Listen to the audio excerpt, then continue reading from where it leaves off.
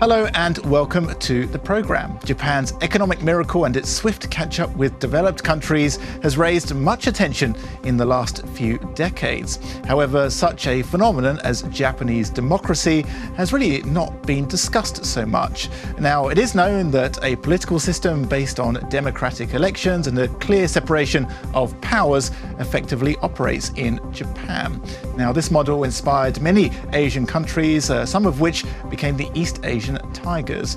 So what accounts for Japan's successful democratization, and what can Ukraine learn from Japan's experience? Well, I'm pleased to say to talk more about this in the studio today, we are joined by Yuichi Hosoya, Professor of International Politics at Keio University.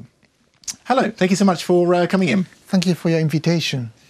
So this is actually an area that people in Ukraine don't know so much about. So before we start talking about Japan's foreign policy, can you tell us a bit about the democratization process of Japan over the past few decades and what steps they've taken to get to this point? Yes, certainly. First of all, I would like to say that Japan is the first non-European country which actually became democracy as well as modernized country. So many countries in the world just a century ago didn't believe that non-Western Japan can become a modernized democracy. So that's why there are many widespread doubts at that time. But nowadays, many people know that Japan is a modern country and also Japan is a democracy. But I like to say that there is a long and winding road. Before 1945, Japan was premature democracy, which allied with Nazi Germany, and which was defeated by the United States.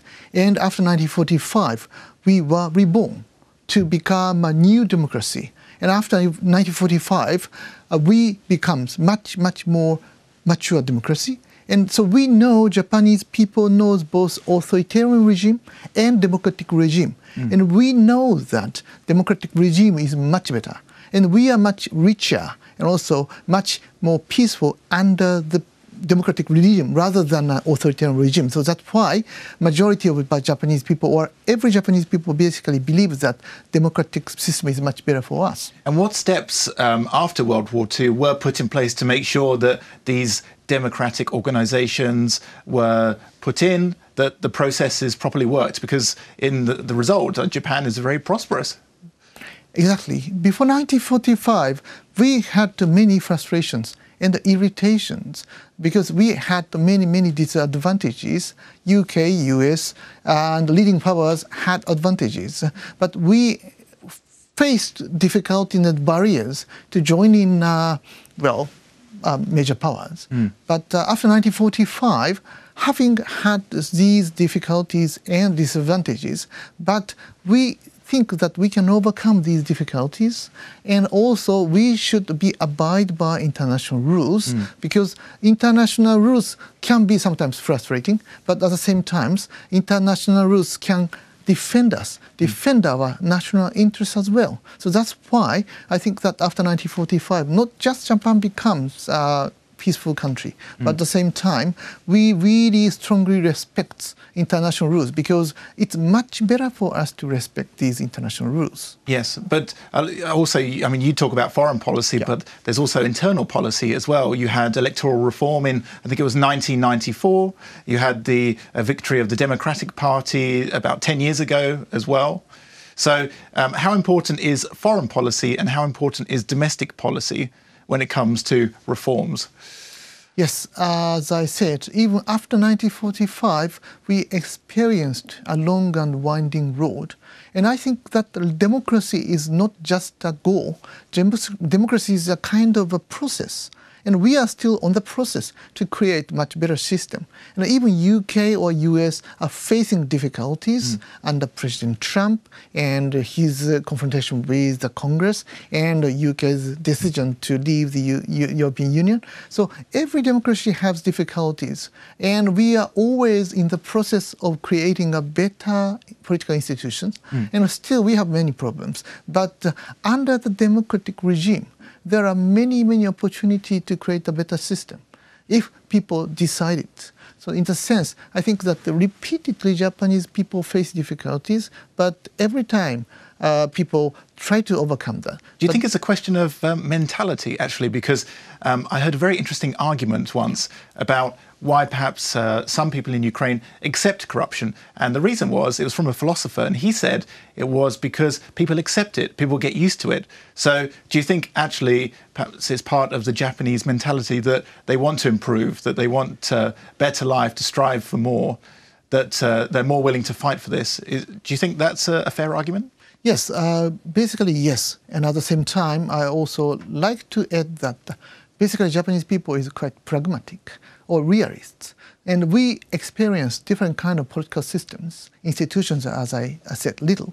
And before 1945, we tried many kind of political systems.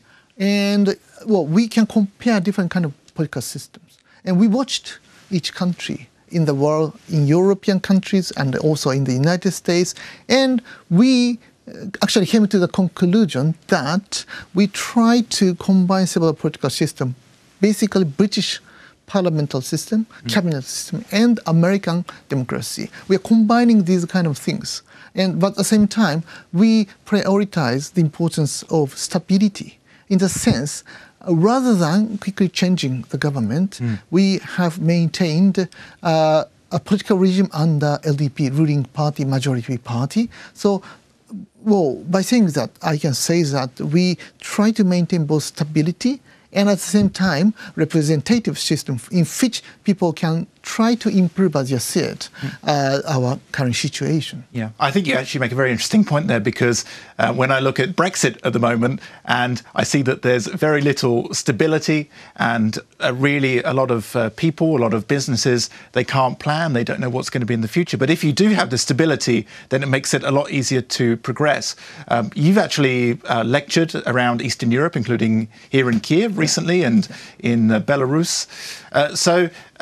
Can you tell me, from the people that you speak to, who you lecture with, do they know much about Japan? What do they know, and perhaps what are you surprised about their knowledge?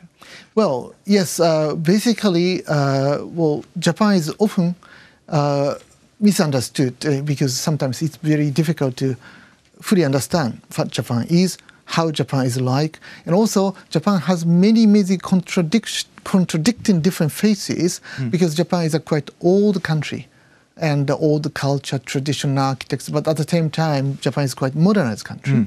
And Japan is quite open country, but people usually think that Japan is isolated island, quite different from other countries. So Japan has so many different faces, but it is important to understand that the Japanese people usually try to strike the balance between the different aspects, openness and, well, closed identity, and at the same time, stability and change. So in the sense, we are trying to mix up so many things. I think you see this in Ukraine as well, to a certain extent. Yes. I mean, not so much being isolated, Ukraine is pretty much surrounded, but in terms of mixing modernity and traditional aspects, like, for example, in Ukraine, we have this Prozoro system, which is really unique in the world for procurement, and other countries have followed in the steps. So what examples do you think that countries like Ukraine can take from Japan when it comes to improving the democratic process?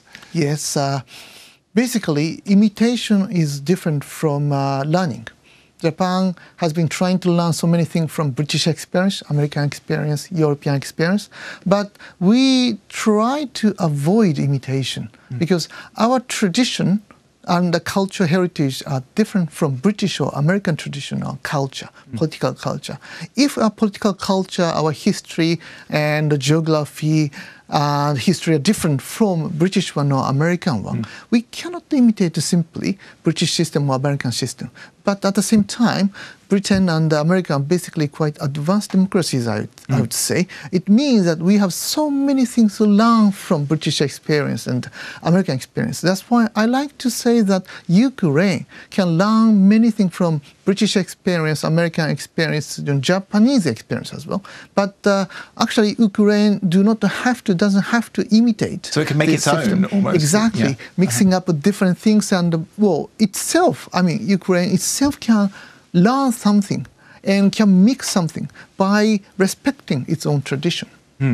I want to move on and talk about Japan's place, really, because at the moment you could say that geopolitics is getting a little bit unstable. You have Donald Trump and his sort of quite aggressive foreign policy and trade wars. You have an ever bellicose China on the other side, and then you have Japan in the middle. So what sort of foreign policy is Japan currently pursuing, given the fact that you have Donald Trump's America and China?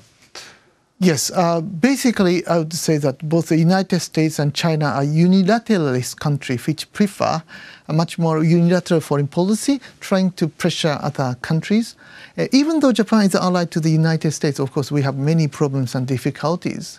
But of course, we respect American foreign policy and American friendship. But at the same time, we are different.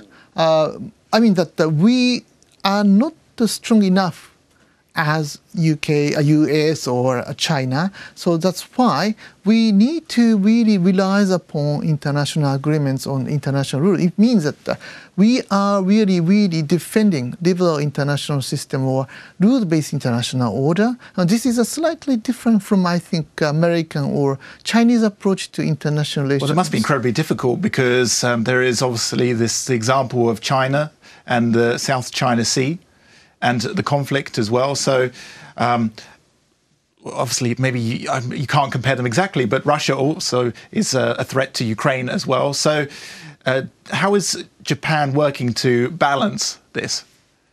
I would say that for the first time after 1945, Japan is now creating a vision which is now accepting or being accepted by more and more countries. Because, well, first of all, President Trump is not very interested in creating new visions for the international order. And at the same time, China is becoming more and more assertive. So that's why surrounding countries are really irritating at Chinese pressure. So that's why, well, Japan is now leading a process that to create a new vision, and which is called Free and Open Indo-Pacific Vision. And this is accepted by many countries, including the United States. And the US President Trump is also saying that Japan is initiating the process of presenting a new vision. And it's also interesting to know that ASEAN countries, according to a recent public opinion poll, think that Japan is the most reliable partner.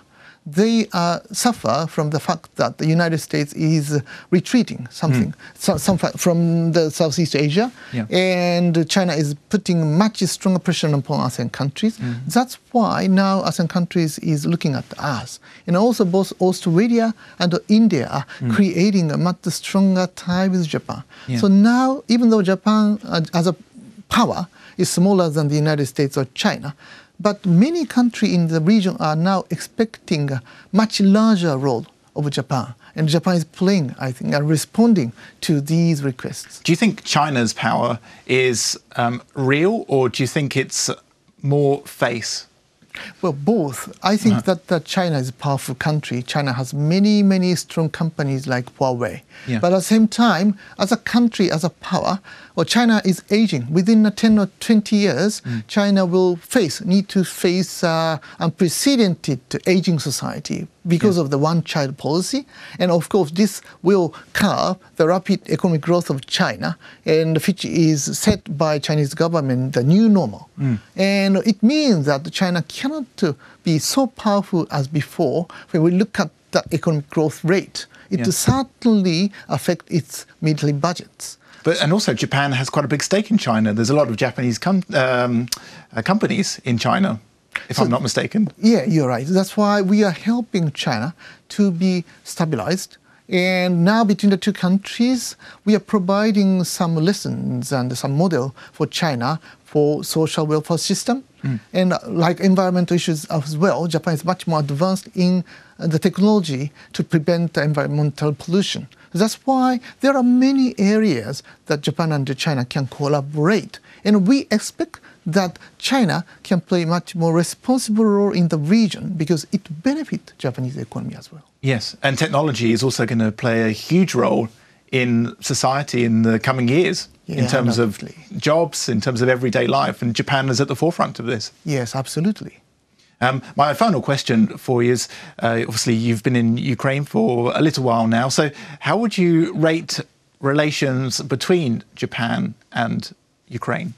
Well, I have to say two things. One thing is that the Ukraine is a new model for democracy. Everybody is looking at the future of Ukraine because Ukraine is now developing its own democracy. And now authoritarian regimes are in the rise. And everybody is now wondering whether our future lies in authoritarian regime or democracy. So if Ukraine can create quite stable democracy, and then many people think that it's better to have democracy. So that's why I think that it's a key for Ukraine to succeed in creating a workable, effective democracy. It's really important also, as I said, for looking at the Japanese experience, it's also very difficult, a long and winding road. And this is a process. This is one thing. The other thing is that, Japan and Ukraine are both located at the periphery of huge Russian Empire. And we both have territorial problems with Russia. And we know that Russia is a really, really tough country. So we both need to pressure Russia to respect international rules. And it benefits, actually, Russia. And we have to say to Russians that it's much better for Russia to collaborate with international community because now the size of Russian economy is nearly equal to the Korean economy. It's much smaller than before. So Russia needs international cooperation.